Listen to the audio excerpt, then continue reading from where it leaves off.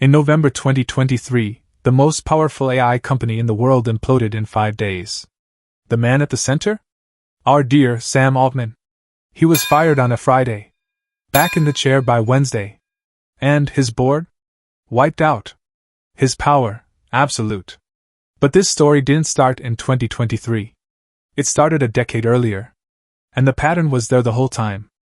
Sam Altman was 28 when Paul Graham handed him the keys to Combinator, one of Silicon Valley's most powerful launchpads. 5 years later, Graham flew from the UK to San Francisco just to push him out. The reason?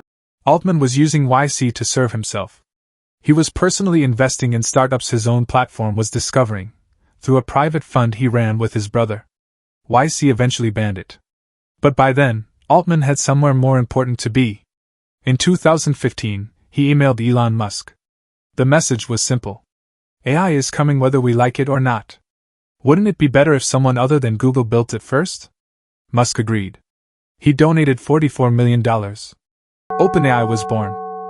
As per reports, here is what Musk thought he was funding. A non-profit. For humanity.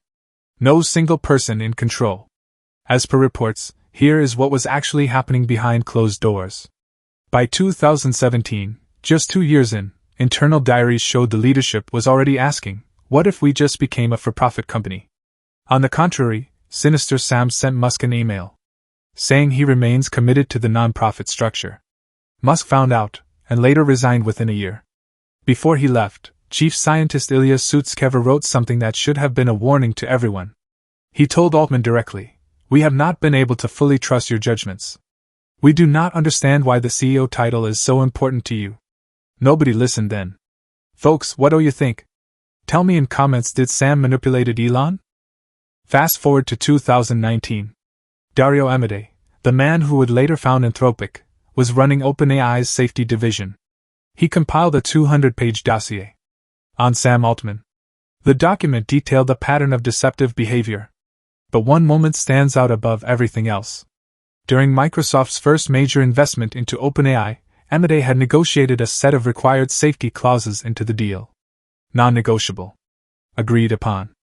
When the contract was about to be signed, the clause was gone. Amodei confronted Altman directly. Altman denied the clause had ever existed. Amodei read it aloud from the document. Altman still denied it.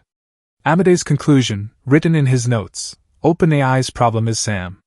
Microsoft CEO Satya Nadella later said of Altman's 2023 firing, and this tells you everything. "I was stunned. I couldn't get information from anyone."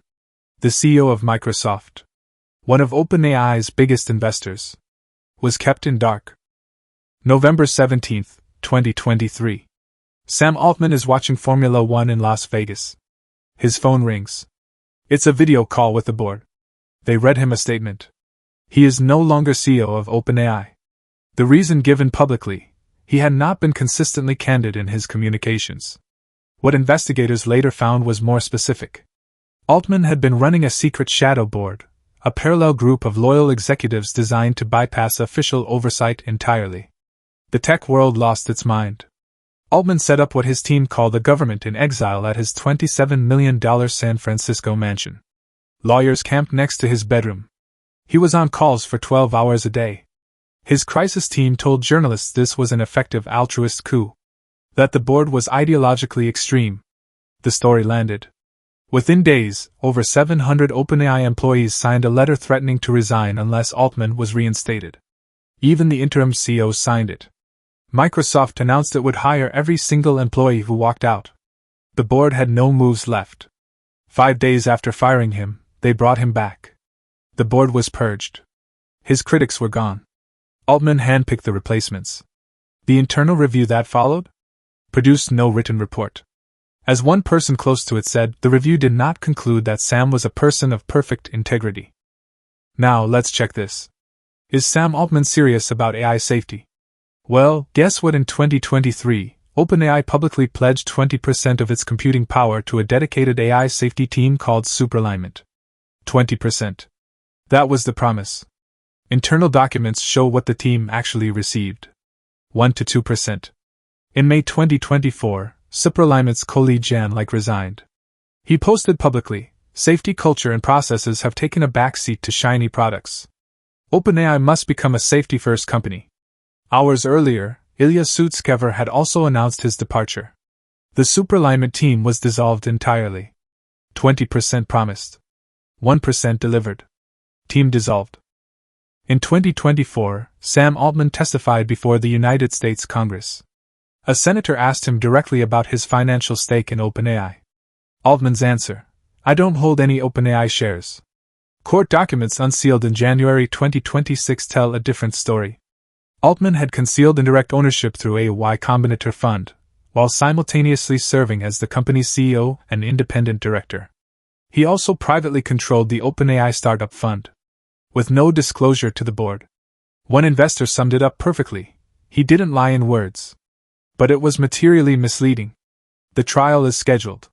The question a jury will now answer is whether this pattern, repeated, documented, spanning a decade, constitutes fraud. Here is the pattern. Publicly, Altman says safety is his top priority.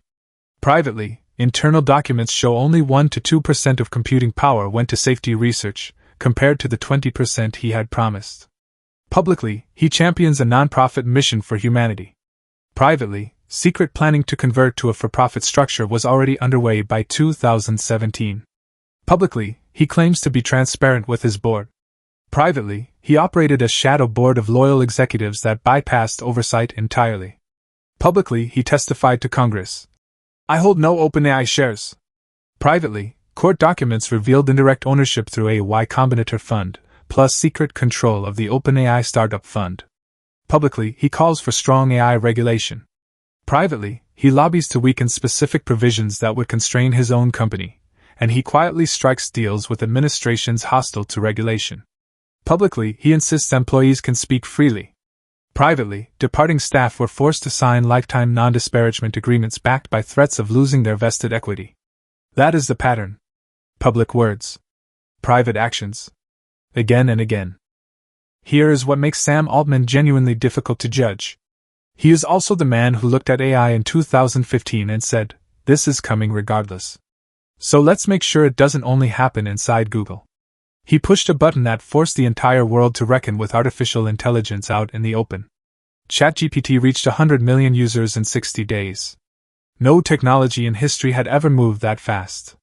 If a tech giant had built this quietly, and they would have, we might never have had the global conversation that followed. So yes, the pattern is real. The deception is documented. The questions before the court are serious. But the world also woke up to AI because of him. Both of those things are true at the same time. The New Yorker put it best.